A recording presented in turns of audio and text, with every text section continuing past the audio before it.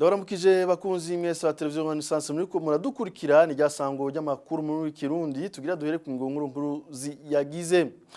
Igipolisi cy'u Burundi carerekanye ku munsi wa gatatu umuntu azwi ku izina rya Celestin Ntakarutimana umwe mu bagirizwa kwa baragize uruhara mu kugandagura baturiye Misago Leonidas yoba yari mu mugwi w'imbonera kure mu gihe c'imyerekano yo kwiyamiriza ikiringo ca gatatu ca Petero Nkurunziza ari mu mwaka wa 2015. Murakurikira murano makuru umuvugizi w'igipolisi Petero Nkurikiye aho anagabisha abo bose bavuga ko batumye abakora ako kabi.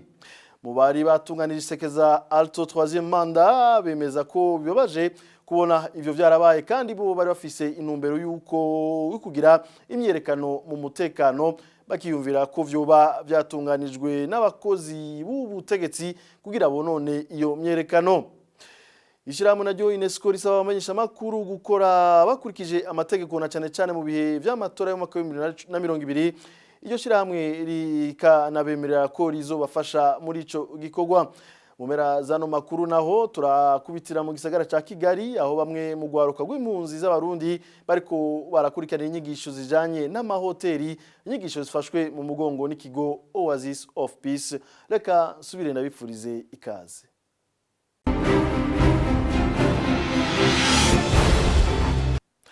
Narimeje kubibamenyesha igipolisi cy'u Burundi kivuga ko cafashe Celestin Ntakarutimana umwe mu bagirizwa kuba baragize uruhara mu igandagurwa rya Misago Leonidas yo bari mu mugwi w'imbonera kure mu gihe c'imyerekano yo kwiyamiriza ikiringo ca gatatu ca Petero Nkurunziza mu mwaka wa 2015. Yo Leonidas akaba yagandaguwe aturiwe na bamwe muri ariko baragira imyerekano muri zone ya Nyakabiga. Umuvugizi w'igipolisi Petero Nkurikiye akaba yemeza ko yamenyekanye nk'uwagize uruhara muri ubwo bugizi bwa nabi, akaba kandi agabisha bose bazi ko batumye abakora ku kabi bariko barahigwa iyo bari hose. Tumukurikire. La foule, Léonidas. Avec Sébastien, ici en noir, ils sont suspectés d'être des Imbonerakure.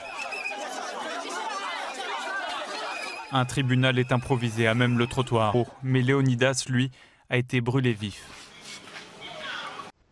Ico rero twashaka kubwira abariko baratwumviriza abarundi n'abanyamahanga nuko umuntu wese azi yuko yakoze icaha muri kiriya gihe muri iriya migumuko yaba uwishe umuntu wimvye ibarabara ibyaha vyose vyakozwe muri iriya migumuko n'ubu abo bantu barabandanya barondegwa aho bari hose kw'isi. Ntihagire rero uwushira agati mu ryinyo yaba ujya yabikoze n'amaboko yiwe yaba abamutumye tugize iminsi twumva biyeza ngo so batanze amategeko yo guturira abantu kandi abatwafashe babitwibaririye neza babahaye amategeko neza. Aho bari hose ni kabiri na rimwe tukazobafata bose kandi tubashikirize ubutungane gushikaho abantu bazoheza bakamenya yuko hariho ikizira. Tukabasubira kandi guhoza imiryango yaburiye muri rya migumuko ya kiriya gihe tubandanya tubaremesha tubabwira yuko ababagiriye nabi ababiciye abantu abakomerekereje abantu ababo batuririye ibintu ko babandanya barondegwa kw'isi yose aho bari bakaza barafatwa umwe nkuko tubigize uno munsi dufatiye kuri uyu duhejeje kubereka. Ashobora kuba sinzi ko mwaciye mubona ko iyo bari muto mu vya politike murabishije amaso, ashobora kuba yari munini canke yari muto, ivyo bizomenyekanira mu matohoza kandi nubwo bari muto muri politike ico twabonye coco nuko mu guturira abantu atari muto. Hanyuma abamutumye yarabavuze kandi namwe bwe musanzwe mubazi natwe tumaze kubavuga inshuro nyinshi si ngombwa ngo tubagaruke ku gikuru ubu nuko bica vyandikwa bikaja muri dossier.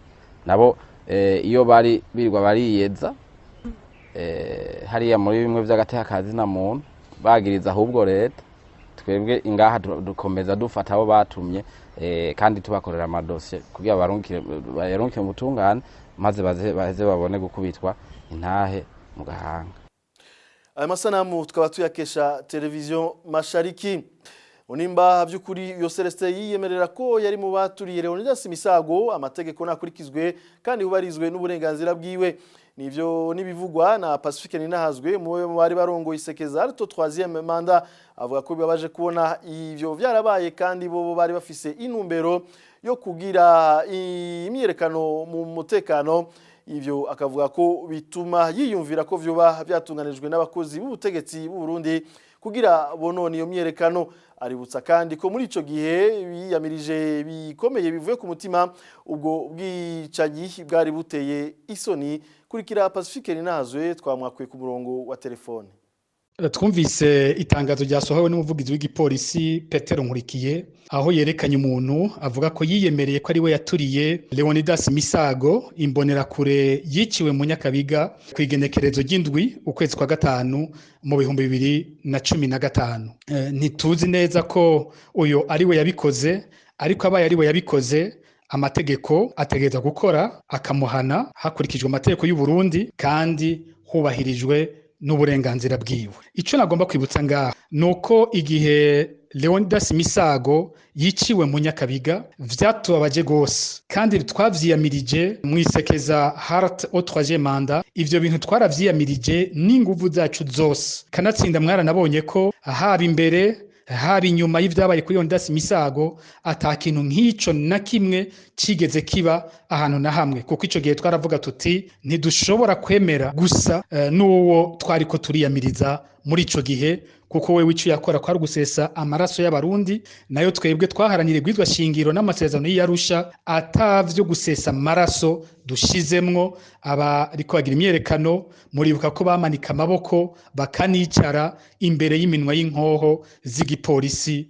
n'iperereza. Nico gituma nagomba nsubire kwibutsa ko twebwe twifuza ko habaho amatohoza yigenga, haba ku bijyanye n'ubwicanyi bwahitanye Leonidas Misago, haba kandi ku bundi bwicanyi bwinshi cyane bwariko buraba muri ico kiringo, kuko turafise ibibazo bijanye n'ivyashikiye Leonidas Misago. Ubwa mbere aragira bati Leonidas Misago cyo kimwe n'imbonerakure bari kumwe bo bari bazanywe mu Nyakabiga n'umukozi w'iperereza yitwa Kazungu. Umuntu akibaza ciyoba yari yabazaniye. Ubwa kabiri muribuka ko ico gihe n'abagize leta abashikiranganje batari bake baciye baza mu Nyakabiga kuza kuraba ivyo vyari vyabaye. Mukibuka ariko ko muri ico kiringo nyene abagira imyerekano bari benshi bariko baricwa mu makartier atandukanye. Uyo munsi nyene bari batewe mu Kanyosha, bari batewe mu Cibitoke, ariko aho hose bariko barapfa nta na kimwe leta y'u Burundi yigeze bivuga ko. Muribuka ko twagenda turavyandika ku munsi abantu barashobora kuvyibonera, barashobora kubisoma.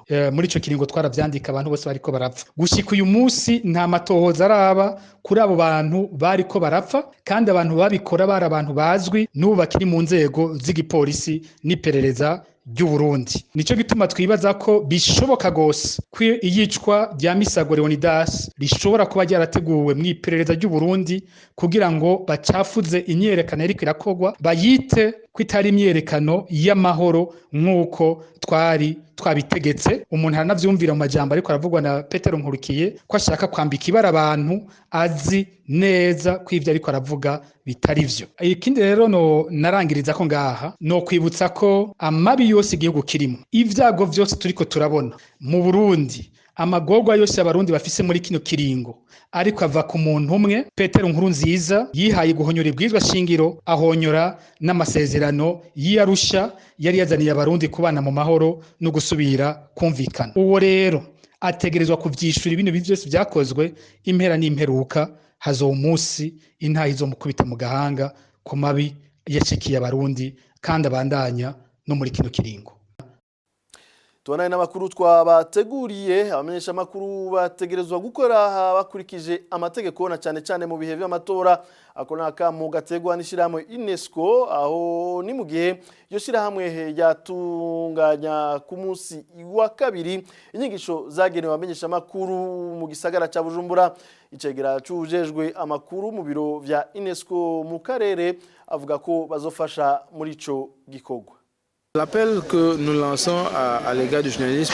Akamo dutera abamenyesha amakuru karimwo ubutumwa bubiri. Ubwa mbere nukwama bibuka ko ibihe vy'amatora ari ibihe bihambaye ku gihugu kandi bigoye. ku bw'ishyirahamwe mpuzamakungu ONU na cane cane ku bwa UNESCO turakora cyane tugahimiriza kurondera amakuru mu mahoro. Ndashimangiye ijambo mu mahoro yoranga ibihe vy'amatora hakurikijwe amategeko agenga umwuga kandi hisunzwe kubahiriza agateka kazina muntu, kuko ivyo dukora vyose harimo n'ibihe vy'amatora no kugira ngo twungure ubuzima bw'abanyagihugu. Kubituraba UNESCO iriteguriye gufasha uko ishoboye abazoba bari muri ico gikorwa. Aussi on appuie à toute la dynamique qui va être lancée. Nababwiye ugwaruka rw'impunzi z'abarundi rugera kuri 23 nibo bariko barakurikirana inyigisho mu gisata c'amahoteli.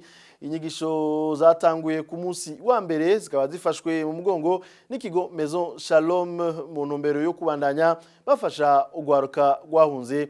Ibiri muri iyo nkuru tubibaze mugenzi wacu Denis Ndayikengurukiye. Ugwaruka rwaje ruva mu ikambi ya Mahama gukurikirana izo nyigisho rugera kuri 23. Izo nyigisho bazikurikirana n'igishika cinshi kubera ngo zizobagirira akamaro muri kazoza kabo. Ishimwe Rugamba Filiberi niwe atanga izo nyigisho, akabandanya avuga ko igisata c'amahoteli gifise akamaro kanini kiza mbere ku mwanya wa mbere mu iterambere. Ndabona igihe tugezemo ni igihe abungubu imyuga ariyo ifite imbaraga kuri ibyo twari dusanzwe twiga. Nanone wongeye kureba ubungubu kera ku bakurambere bacu secteur yabanzaga yari agriculture, ariko ubungubu n'ubutaka bwarashize ntabwo dushobora kujya twese mu buhinzi. Ubungubu secteur ubona iri gutera imbere ni tourisme. Tourisme rero ijyana naho b'abanyamahanga bose baje kudusura, ahantu baza gushyikira indyo baza kurya gufungura, aho handi bashyikiye uko bari buze kuhashyikira hameze uko hashashe, service baza kuza guhabwa. So ibyo byose rero bizana kuzamuka kwa cyase iterambere ry'amahoteli, none bikanazamura na demande ku isoko yaba abantu bari qualifié bashobora gukora muri ya mahoteli. Rero niyo mpamvu mbona hari akazoza kuri bano bana bari kubyiga ubungubu, kuko ababikoraga kera barabikoraga yego ariko badafite ubwo bumenyi buhagije. Ariko bitewe n'ahantu turi kujya, kuko ubungubu ibintu cyose kiri kuza harimo technology turi kujyamo, hakenewe ba bantu bari qualifié ku icyo kintu nyacyo. Nyuma y'izo nyigisho abanyeshuri ngo bafise amahirwe menshi yo kuzoronka akazi mu gihugu cabakiriye. Uwo mwigisha abivuga yisunze ko igisata c'amahoteli kibandanya kigwirirana mu gihugu c'u Rwanda. Ndakeka u Rwanda wenda aho turi ubungubu nta wabura akazi mu gihe afite iyo qualification, afite iyo ari qualifié kuri icyo kintu ashobora kugikora. Kandi ugiye kureba wenda ubungubu Rwanda urebye nk'urugero mu mahoteli ubungubu habayo kwiyongera kuri hejuru ya 60%. Nuvuga ko amahoteli, nuvuga ngo ayo mahoteli yose akeneye babantu baza kuyakoramo. Nuvuga ngo na n'ubu kugezana n'uyu munsi sibyo harimo abanyamahanga bakiza gukora hano, kubera yuko isoko rikeneye abantu baza kukipa ya myanya. Niyo mpamvu akiri kutabazwa abanyamahanga bose batutsanze kuza ngo baze kujya muri iyo myanya kugira ngo baze gutanga iyo service. Kandi nanone cyane ko nanone habakenewe abantu bari qualifié. Ku ruhande rw'abanyeshure barose izo nyigisho ngo nabo bafise icizere ko bazoshobora gutanguza imirimo yabo kugira bashobore kubaho. Inyuma y'izi nyigisho nitezemwo ibintu byinshi cyane. Kwino si ya none turiko ubuzima bwaragoranye, ntabwo si buhari, bisaba yuko umuntu yiteza imbere mu myuga itandukanye. Ikintu nitezemwo nyuma y'formation niteze ko nzokora inyigisho zihagije, hanyuma ashobora guhabwa ikimenyetso cy'uko nazikurikiranye neza, hama nkashobora kuja kurondera akazi canke ubwanje ku giti canje nkishingira hotel mfise inyigisho zibanze mperako. Inyigisho turiko turaronka ari inyigisho nziza cyane, kuko turavye muri iki gihe ikintu gikenewe ni kwiga umwuga n'uwa mbere. Turavye ubu hari benshi abana bafise malnutrition, dushobora kugerageza natwe tugahanga ibintu by'iwacu, hanyuma tugashobora gukura muri abo bana bafise imirire mibi. Ikigo Maison Shalom kikaba kigeze ku muce ugira gatatu w'abanyeshure bamaze kuronswa inyigisho mu gisata c'amahoteli. Ico kigo kivuga kandi ko kizobandanya gufasha urwaruka rw'impunzi z'abarundi. Tumushimire Denis Ndayikengurukiye, ni hano amakuru twabateguriye tuye tuyasozera, reka nabashimire mwese mwadukurikiye naho butaha.